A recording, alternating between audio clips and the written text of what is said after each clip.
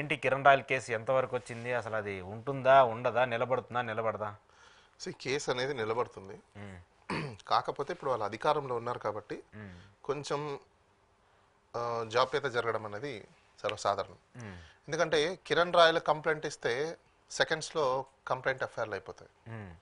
బాధితురాలు ఎఫ్ఐఆర్లకి కట్టమని చెప్పేసి అని కంప్లైంట్ ఇచ్చిన తర్వాత కూడా వాళ్ళు కంప్లైంట్లు కట్టడానికి వాళ్ళు టైమింగ్ తీసుకుంటారు. అంటే ప్రొసీజర్ని ఫాలో అవుతామంటారు. అంటే కిరణ్ రాయలకు అప్లై అయ్యే ప్రొసీజరు ఈమెకు అప్లై అవుతుందన్నమాట. జనరల్గా ఎక్కడైనా బాధితురాలు ఉమెన్కి ఇమీడియట్గా రియాక్షన్ అయ్యేది మనం చూసాం. ఇవి వింత విచిత్రము విడ్డూరం ఏంటంటే ఆంధ్రప్రదేశ్ ప్రభుత్వంలో ఈ డిప్యూటీ సీఎం చంద్రబాబు నాయుడు గారు వీళ్ళేమో డబ్బాలు కొట్టుకోవడం కోసం మేము ఆడవాళ్ళని ఏదైనా జరిగితే మేము తాట తీస్తాం, తోలు తీస్తాం, చెప్పులు తీస్తాం, కొడతాం, తరుముదాం, గుడ్డలు తీస్తాం, ఇట్లా మాట్లాడతారు. అరే నిజంగా జరిగిందయ్యా కుర్రో మొర్రో అని మొత్తుకొని ఇది చేస్తుంటే కూడా పట్టించుకోరు, ఇన్ఫ్లుయెన్స్ చేస్తారు.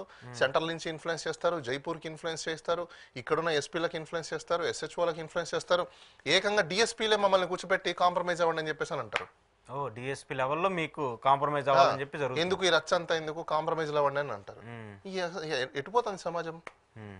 అసలు ఏం చెప్పాలనుకుంటున్నారు? ఒక డిఎస్పీ స్థాయి వ్యక్తి కాంప్రమైజ్ అవ్వండి అని చెప్పారు అంటే అర్థం ఏంటి? ఏ రేంజ్ వాళ్ళు ఇన్ఫ్లుయెన్స్ చేస్తుంటే అవుతుంటది? ఎందుకు అవుతుంది అంటే ఇతని వెనకాల ఇతన్ని ఇలా తయారు చేసింది ఎవరంటే పవన్ కళ్యాణ్. అతనే చెప్తున్నాడు. మీరు చాలా వీడియోలో ఒకసారి వింటే, ఆడియో లీక్స్ వింటే అతని మాటల్లోనే చాలా చోట్ల కూడా అతను చేసే బిహేవియర్ ఏంటి, ఎలా మాట్లాడుతున్నారు, ఆడవాళ్ళ పక్షాన అతనికి ఎలాంటి రెస్పెక్ట్ ఉంది. నీ ఎమ్మెల్యే టికెట్ ఇవ్వలేదు అంటే నాకు ఎమ్మెల్యే టికెట్ ఇవ్వదని చెప్పారు, నాకు 25 కోట్ల రూపాయలు డబ్బులు. పెద్ద అలిగేషన్ అసలు కదా. ఎలక్షన్ కమిషన్ ఏం చేస్తుంది, గవర్నమెంట్ ఏం చేస్తుంది? అలిగేషన్స్ అంటే ఎవరు? కిరణ్ రాయల్ పవన్ కళ్యాణ్ డిమాండ్. మరి అంతే కదా, పవన్ కళ్యాణ్ కిరణ్ రాయల్ డిమాండ్ చేశాడు. పవన్ కళ్యాణ్ అడిగాడా కిరణ్ రాయల్? కిరణ్ రాయల్ ఏం చెప్తున్నాడు? 25 కోట్ల రూపాయల డబ్బులు నా దగ్గర లేవు, నేను పెట్టుకోలేను అంటే నాకు సీట్ ఇవ్వను అని చెప్పేసి ఆ కన్వర్జేషన్ మనకు కనిపిస్తుంది కదా నీట్గా. వేరే వాళ్ళకి ఇచ్చారు అని చెప్పేసి అంటే జనసేన పార్టీ కూడా టికెట్లు అమ్ముకునింది. అది నేను అనట్లా, కిరణ్ రాయల్ వాయిస్ లీక్ లోనే, ఆడియో లీక్స్ లోనే స్వయాన అతని యాక్టివ్ పార్టిసిపెంట్, యాక్టివ్ క్యాడర్ లో ఉన్న ఒక లీడర్ అనొచ్చా, లేకపోతే వర్కర్ అనొచ్చా, లేకపోతే ఇన్ఛార్జ్ అనొచ్చా, ఏదైనా అనుకోండి, అతను ఒప్పుకున్నది, అతనే కన్ఫ్యూజ్ అవుతున్నాడు. సో ఇలాంటి పవర్ఫుల్ వ్యక్తి ఒక అమ్మాయి మీద అగాత్యం చేసి ఆ అమ్మాయిని బలవంతంగా మభ్యపెట్టి మోసం చేసి అతను మాట్లాడే మాటలు ఎలా ఉన్నాయంటే అతను ఏదో శుద్ధపూస, నేను ఏది తప్పు చేయలేదు అన్నట్టు ఫీలింగ్ ఉన్నారు. ఇప్పుడు కొన్ని టీవీ ఛానల్లో నేను చూస్తున్నాను, ఎందుకో వెంకటకృష్ణ గారికి నేను మొన్న కూడా కాల్ చేశాను. ఇష్యూ జరిగినప్పటి నుంచి నేను వెంకటకృష్ణ కాల్ చేస్తున్నా, ఫోన్ పిక్ చేయడు. అంటే మీరేం జర్నలిస్టులుగా అంటే మీరు ఏం చేయాలనుకుంటున్నారు? ఇదే సమస్య ఒకవేళ మీ ఇంట్లో ఉన్న ఆడపిల్లలకు వస్తే ఇలానే ఉంటారా? ఇదేనా ఫోర్త్ ఎస్టేట్ అంటే? మీరు బిహేవ్ చేసే పద్ధతి ఇదేనా? అంటే వాడు అంత, నేను ఇదే మాట్లాడుతున్నాను రాయలసీమ భాషలో. ఎట్లా అండి అసలు నాకు అర్థం కాదు. ఒక ఆడపిల్లని ఎవరైనా కావచ్చు ఇంత నీచంగా, ఇంత నిర్మానుషంగా, ఇంత దుర్మార్గంగా, ఇంత దౌర్జన్యంగా ఒక ఆడపిల్ల మీద పాపం ఆమెకి మొగుడు లేడు, సరే సింపతి అయినా చూపించాలి, రైట్?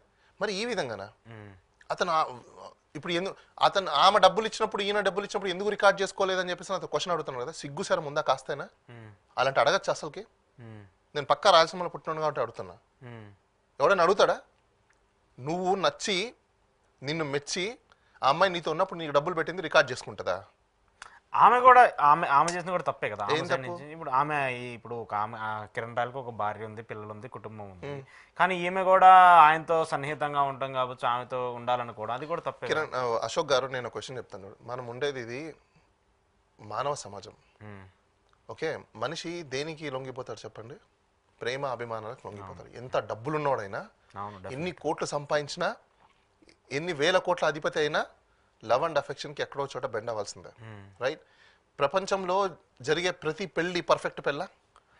ప్రతి లవ్ అండ్ అఫెక్షన్ పర్ఫెక్ట్ ఉందా? ఉండవు. ఎందుకు? వేరే సోషల్ అనిమల్స్. కుక్కని మీరు 10 సార్లు సవరదీస్తేనే ఆ చిన్న చూపించిన ప్రేమకి అదంతా మీ మీద అభిమానాన్ని చూపిస్తుంది, ఎంత రెస్పెక్ట్ని ఇస్తుంది. మరి కుక్క పిల్లలకే జంతువులకే అంత ఉన్నప్పుడు మరి మనుషులకు ఎంత ఉంటుంది? సో ఆవిడకి ఎంగేజ్లో మ్యారేజ్ అవ్వడం కావచ్చు, తను అనుకున్నవి కొన్ని డిశ్చార్జ్ అవ్వకపోవడం కావచ్చు, ఇతను వాళ్ళ అమ్మ వాళ్ళ ఇంటి పక్కన ఉన్న వ్యక్తి, వాళ్ళ హస్బెండ్తో ఫ్రెండ్షిప్ ఉన్న వ్యక్తి, ఇప్పుడు హస్బెండ్ ఫ్రెండ్ అంటే ఎవడైనా ఏం భావిస్తారు? రెస్పెక్ట్ఫుల్గా ఉంటారు. నువ్వేం చేసావు? ట్రాప్. ట్రాప్ చేసావు కదా, నువ్వు ట్రాప్ చేయకపోతే ఆమె ఎందుకు పడుతుంది? నువ్వు ఎన్ని చెప్పింటే ఒక అమ్మాయి పడ్డమంటే అంత ఈజీనా? మీకు బెస్ట్ ఎగ్జాంపుల్ ఒకటి చెప్తాను. మీరు ఇంటర్ చదివారు కదా, నేను ఇంటర్ చదివాను, అందరూ డిగ్రీలు చేసాం, నేను డిగ్రీ చేశాను, మీరు పీజీ చేసి ఉంటారు, నేను కూడా పీజీ చేస్తున్నాను, మీరు ప్రొఫెషనల్ కోర్స్ నేను, మనం అందరం స్కూల్ కాలేజ్ చేసిన గడిపి రాలేదా? నేను ఓపెన్ చెప్తున్నా, ఇంటర్మీడియట్లో ఒక అమ్మాయిని లైన్ అయ్యాలంటే, ఒక అమ్మాయిని పడేయాలంటే అంత ఈజీనా? ఒక అమ్మాయికి 10 మంది కాంపిటీషన్ ఉంటారు. ప్రాక్టికల్ మాట్లాడుతున్నా. అమ్మాయి ఎవరికో ఒక్కడికే పడుతుంది. ఇంజనీరింగ్లో అంతే, డిగ్రీలో ఎక్కడైనా అంతే. ఎందుకు వాడికే పడింది అంటే సో మెనీ రీజన్స్. అక్కడ సచ్ కాదు, సో మెనీ రీజన్స్, ఎన్నో రీజన్స్ ఉంటాయి. అంటే ఒక అమ్మాయిని ఇంప్రెస్ చేయాలంటే